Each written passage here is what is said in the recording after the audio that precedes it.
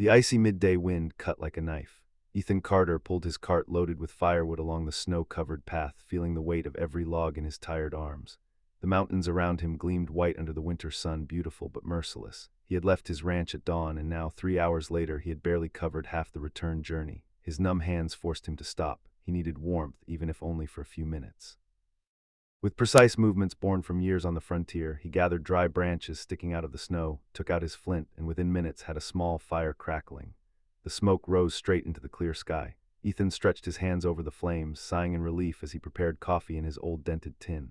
That was when he saw them, 4 small figures moving slowly among the trees about 100 meters away. Ethan squinted. A woman and 3 children were struggling along, sinking into the snow with every step. Even from that distance he could see they were shivering. The woman stopped, looking toward the smoke from his fire. For a long moment no one moved. Then the woman took her children by the hands and began walking toward him. Ethan didn't move, he simply waited, watching. As they got closer, he could see more details. The woman wore traditional Apache clothing, worn and patched. Her children, 2 girls and a boy, had thin faces and enormous eyes. The youngest, who barely seemed 5 years old, was limping. The woman stopped a few meters from the fire. Her dark eyes studied Ethan cautiously, assessing the danger. He could see the internal battle on her face, pride versus need, fear versus desperation. Finally, she spoke, her voice clear but with a marked accent. "Can we warm ourselves?" 3 simple words, 3 words that changed everything. Ethan looked at the children's faces, purple lips, stiff fingers. The little boy was crying silently, tears frozen on his cheeks. He remembered another winter years ago when he himself had been lost in the snow. An old trapper had saved him by sharing his fire without asking questions. "The fire is for everyone," Ethan replied, moving aside. "Come, sit down." The woman hesitated only a second before guiding her children toward the warmth. They sat together, huddled close, stretching their hands toward the flames. Ethan poured hot coffee into his only cup and offered it to the woman. She shook her head and gave it to the oldest child, who drank with trembling hands. "My name is Ethan Carter," he said, taking hard bread from his satchel and breaking it into pieces. He offered them the food. This time the woman didn't refuse. "Shima," she replied simply, watching her children devour the bread. For several minutes no one spoke. There was only the crackle of the fire, the whistle of the wind through the pines, and the sound of the children chewing. Ethan added more wood, making the flames grow. Color began to return to the small faces. "Where are you going?" Ethan asked finally. Shima looked south toward the distant mountains, to find family, tribe. Ethan followed her gaze. He knew those mountains. The journey would take days, maybe weeks, especially with children. And the sky, though clear now, had that milky tone on the horizon that he knew all too well. "It's going to snow," he said, pointing to the clouds gathering in the distance. "A lot," Shima nodded. She already knew, but moving forward was her only option.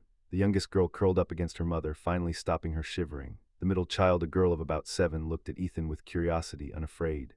The oldest, a boy of perhaps 9, kept his eyes down, trying to be invisible. Ethan offered them more bread. This time Shima also ate, though only a small bite. A mother, Ethan thought, always giving everything to her children first. The fire burned strong now, creating a small circle of warmth in the vast frozen landscape. At that moment in that place 2 worlds met, a lone cowboy and an Apache mother with her children, strangers bound by the most basic need, surviving the cold. None of them knew that this encounter by the fire would change their lives forever, that the simple question, "Can we warm ourselves?" was the beginning of something bigger than any of them could imagine. As the sun began its descent and storm clouds slowly approached from the mountains, Ethan made a decision. "My ranch is 2 hours from here," he said. "Stay the night. Tomorrow at sunrise you can continue on your way." Shima looked into his eyes, searching for deceit, for danger. She found only weariness and something else, understanding. She nodded slowly. And so, as the first clouds covered the sun and the temperature began to drop, 5 people set out toward an uncertain destination. Morning arrived cold but clear. Ethan woke up in his kitchen, where he had spent the night wrapped in blankets. From the guest room no sound came. Shima and her children were still asleep, exhausted from days of walking in the cold. He got up silently and made coffee. The aroma filled the house. As he looked out the window, he studied the sky. Yesterday's clouds had dissipated overnight, but on the western horizon he saw something he didn't like, a dark, dense line approaching slowly. He knew those clouds. They brought snow, lots of snow. An hour later he heard movement in the room. Shima appeared in the doorway with the youngest child asleep in her arms. Her eyes showed shame and gratitude at the same time. "Good morning," Ethan said, pointing to the hot coffee. "Is there fresh bread as well?" Shima nodded, carefully placing the child in a chair. The 2 girls appeared behind her, looking at everything with big, curious eyes. Ethan's house was simple but solid. Thick log walls, a stone fireplace, windows with real glass, rare in these lands. They ate breakfast in silence. Ethan noticed how Shima ate little, making sure her children had enough. When they finished, she stood with determination. "We must go," she said, her voice firm. "We have already abused your kindness." Ethan looked out the window again. The dark clouds were closer. It's going to snow heavily now, he warned. Maybe you should wait another day. But Shima shook her head, pride shone in her eyes. They had accepted his help for one night, but staying longer would be too much. They were not beggars, they were not a burden to anyone. We will be fine, she replied, beginning to gather the few belongings they had. Ethan didn't insist. He understood pride, he respected it. He helped prepare provisions, bread, dried meat, an extra blanket that he insisted they take. Shima accepted everything with silent dignity. Half an hour later he watched them leave, 4 small figures walking south, sinking into the snow with every step. He stood on his porch, watching until they disappeared among the trees. A feeling of unease settled in his chest. He went back inside and tried to work. He repaired harnesses, sharpened tools, but his eyes kept returning to the window, to those clouds, growing blacker, coming closer. At noon, the first flakes began to fall, soft at first, almost beautiful as they floated in the air. Ethan went out to bring more wood from the shed. The wind had changed direction, now blowing from the north, bringing Arctic air. An hour later, he could no longer see his barn. Snow fell so thick that the world had become a white curtain. The wind howled around the house, shaking the windows. This was no ordinary snowfall, it was a fierce, dangerous storm. Ethan paced back and forth, restless. He thought of Shima and her children out there, somewhere in that deadly whiteness. They had perhaps a 2-hour head start. Had they found shelter, a grove of trees, a cave? The wind blew harder now, making the house groan. Ethan added wood to the fire, trying not to imagine 4 small figures lost in the storm. Then he heard something, a sound almost lost in the howl of the wind. Knocks on the door, weak, desperate. He ran to the entrance and yanked it open. A blast of snow and wind rushed in, and there on his porch stood Shima and her children, completely covered in snow, shaking violently. The little boy was crying. The girls clung to their mother, their lips blue. We couldn't find the way, Shima said through chattering teeth. Everything is white. Sorry, we're sorry. Inside, quick. Ethan shouted over the wind. He gently pushed them inside and shut the door against the storm. Shima nearly collapsed, holding herself against the wall. Her children clung to her, all soaked, freezing. Ethan didn't waste time. Years of surviving on the frontier had taught him what to do. He grabbed blankets, placed them in front of the fire. With firm but gentle hands, he removed the children's wet coats and wrapped them in dry blankets. Sit close to the fire, he ordered. He prepared hot tea, forcing them to drink in small sips. Shima tried to speak, tried to apologize, but he raised his hand. Now, he said simply, warm yourselves. Outside, the storm raged with growing fury. Snow piled against the windows. The wind shook the house like a wild animal trying to get in. But inside, by the fire, 4 people slowly began to thaw. The little boy stopped crying. The girls huddled together under a shared blanket. Shima closed her eyes, exhausted beyond words. Ethan added more wood to the fire and looked out the window. He could see nothing but white. This storm would last days. He knew it for certain. He turned toward his unexpected guests. Shima opened her eyes and looked at him. In that gaze there was gratitude, yes, but also something else, the terrible understanding that they were now trapped here. Not for one night, not by choice. They were stranded, forced to stay in a stranger's house, dependent on his kindness. For a proud woman like Shima, this was almost worse than the cold. But as she looked at her children's faces, now safe and warm, she knew there was no other option. Outside, the snow kept falling and falling. The storm did not stop. For 2 full days, the snow fell without rest. The world outside Ethan's windows became an endless white sea. Flakes piled against the house's walls, rising hour by hour until the lower windows were completely covered. Shima was tense. Ethan could see it in the way she held her shoulders and how her eyes avoided his. Shame consumed her. They had come back. They had failed to leave. Now they were a burden. The first day, she barely spoke. She sat in a corner with her children, taking up as little space as possible, as if she could make herself invisible. She refused food until Ethan simply left plates near her and walked away. Only then did she eat small bites, making sure her children got most of it, but he wasn't foolish. He understood pride. He also understood something more important. If they were going to be trapped together for days, they needed to find a balance.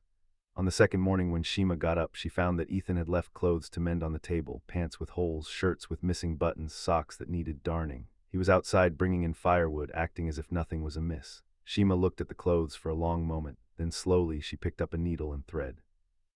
When Ethan returned, covered in snow, she was working in silence. He said nothing, simply nodded and began making breakfast. That small gesture changed everything.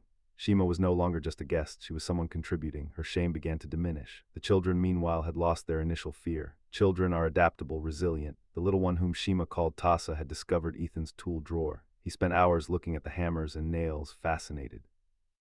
The girls, Nita and Kaya, explored the house with growing curiosity. On the third day, the snow finally began to diminish. Ethan opened the front door with effort, pushing against the snow wall. He managed to create a small path to the barn. The children followed him, sinking up to their knees in the deep snow, laughing for the first time. In the barn, Ethan had 2 horses. One was his workhorse, big and strong. The other was older, gentle. The children froze at the sight of them. Do you want to touch them? Ethan asked. Tassa nodded vigorously. Kaya, the oldest, stepped back protectively, but Nita, the middle one, approached bravely. Ethan guided her small hand toward the soft muzzle of the old horse. His name is Buck, he explained. He's 20 years old, very calm. Nita stroked Buck in wonder. The horse snorted softly, making the girl laugh. That sound, children's laughter in his silent barn, made something move in Ethan's chest, something that had been asleep for years. That night, gathered around the fire after dinner, Shima finally spoke more than scattered words. The children had fallen asleep, curled up in blankets near the warmth. She and Ethan sat at opposite ends, drinking tea. My husband, she began quietly, went hunting 6 moons ago. He did not return. Her Spanish was halting but clear.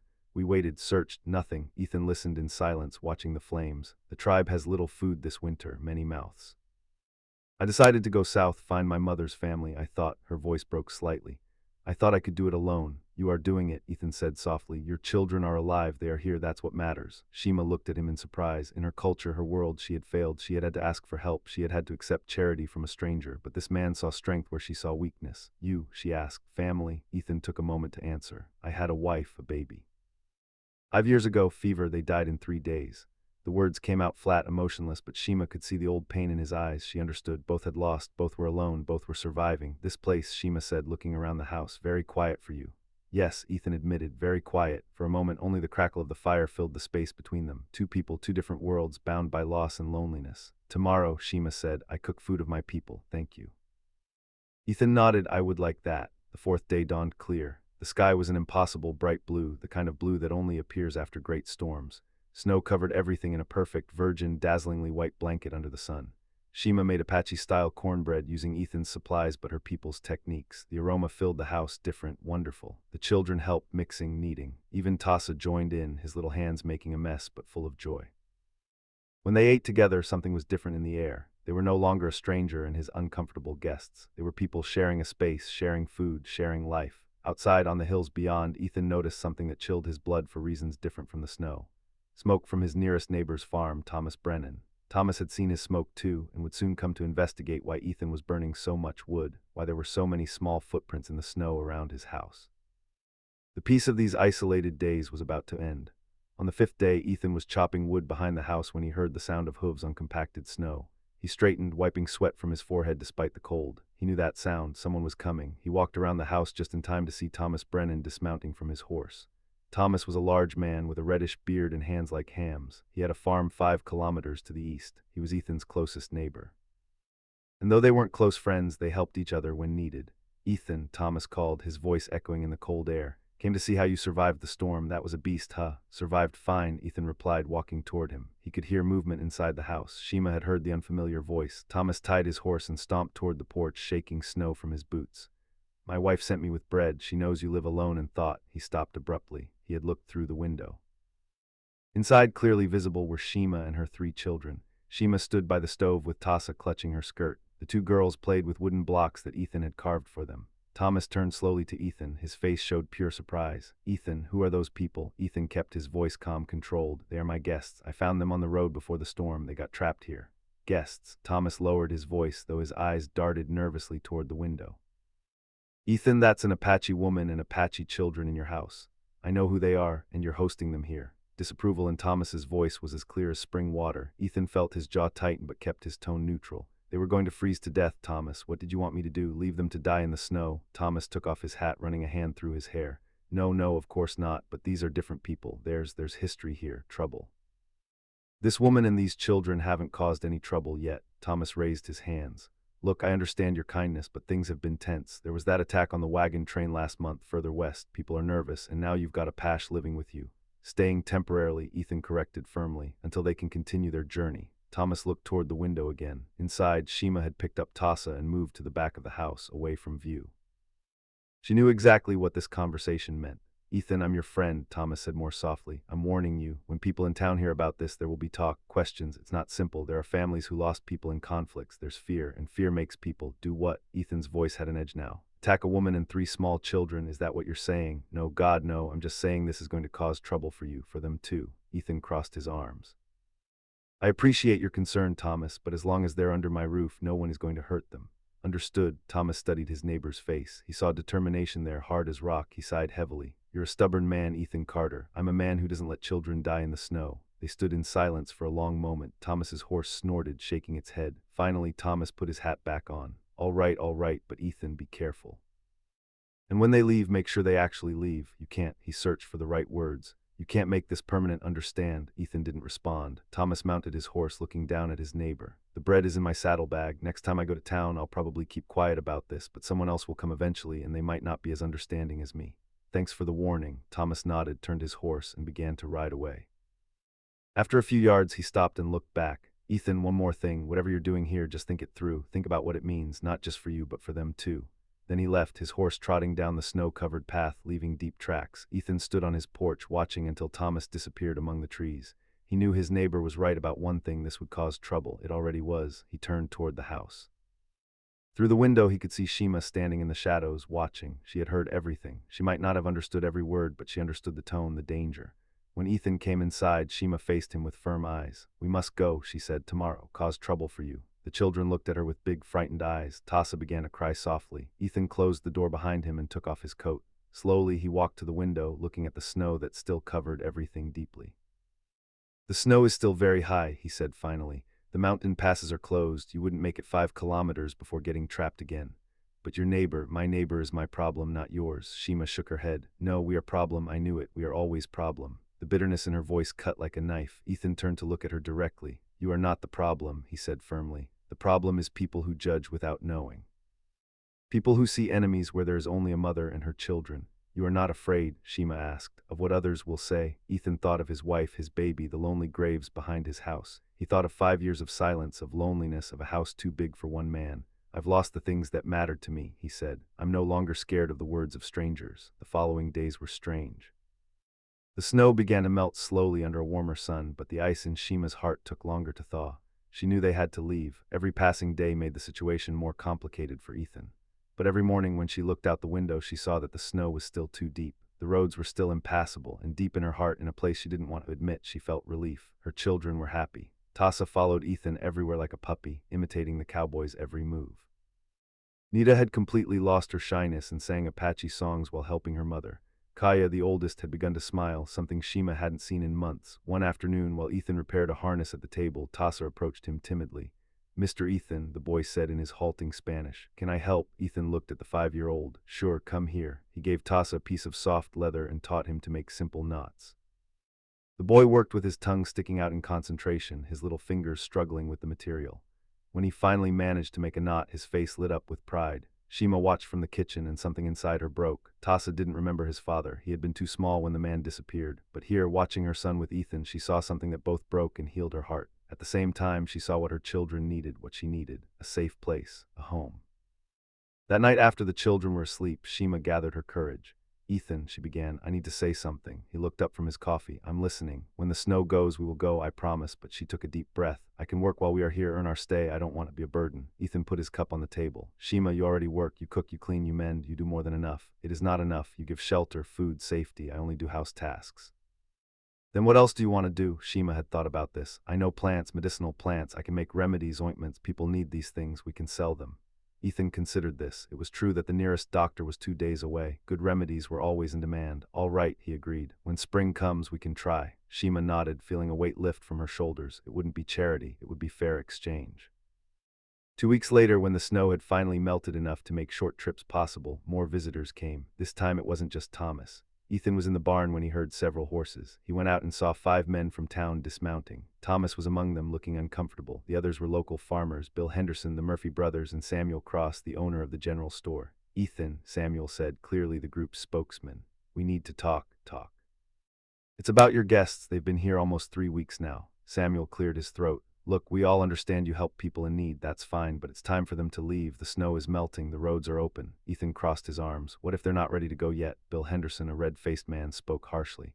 "Then we make them ready." "Ethan, this isn't right. You have Apache living with you. What will people think?" "I don't care what people think." "Well, you should." Bill stepped forward. "There are families here who have lost loved ones. There's history, pain, and you're bringing these people into our community, my property." Ethan interrupted, his voice sharp as steel. "What I do here is my decision." One of the Murphy brothers, the older one, spoke more calmly. "Ethan, be reasonable. We understand your kindness, but think about them too. Do you think they'll be welcome here? Is that fair to that woman and those children?" It was a good point and it hurt because it was true. Ethan knew it. Before he could answer, the house door opened. Shima stepped out with her 3 children behind her. She stood on the porch head high, facing the men with dignity. I hear everything, she said in slow but clear Spanish. You are right, we must go. Shima, Ethan began, but she raised her hand. No, Ethan, they are right. We caused trouble for you. It is not fair. Samuel Cross looked at her, and for a moment his hard face softened. He saw what Ethan saw, a mother trying to protect her children, trying to do the right thing. Ma'am, Samuel said more gently, it's nothing personal, it's just, I understand, Shima interrupted. Tomorrow we go. Tasa began to cry. Nita clutched her mother's skirt. Kaya looked at the men with eyes full of tears but also defiance. Ethan looked at the children, at Shima standing there with all her dignity intact despite the humiliation, at the men from town, men he knew, some he even considered friends, and he made a decision. No, he said quietly but firmly, they are not leaving tomorrow. The men looked at him in surprise. Ethan, Thomas began. Shima, her children, and I have discussed this. Ethan lied smoothly. She's going to stay. She's going to work here, make medicinal remedies, help with the ranch. It's a business arrangement. Business. Bill Henderson nearly spat the word. Ethan, you're crazy. Maybe. Ethan looked each man in the eye. But it's my ranch, my land, my decision, and Shima and her children stay as long as she wants to stay. Samuel Cross studied Ethan for a long moment, then sighed. Ethan, if you do this, there will be consequences. People who won't want to trade with you, people who will turn their backs on you. So be it. The Murphy brothers exchanged glances. Thomas shook his head slowly. Bill Henderson mounted his horse with a disgusted snort. This is a mistake, Samuel said, but his voice had lost its edge. A big mistake. The men mounted their horses and rode away, leaving Ethan alone in his yard with Shima and her children. When the sound of hooves faded, Shima stepped off the porch. Her eyes were wet. Why did you do that? She whispered. Now your people will hate you. Ethan looked at his ranch, his house, the land he had worked alone for 5 long years. This house has been too quiet for too long, he said simply, and you make it feel like a home again. Tasa ran to him and hugged his legs. Nita and Kaya followed. Shima hung back, but on her face was something new, hope.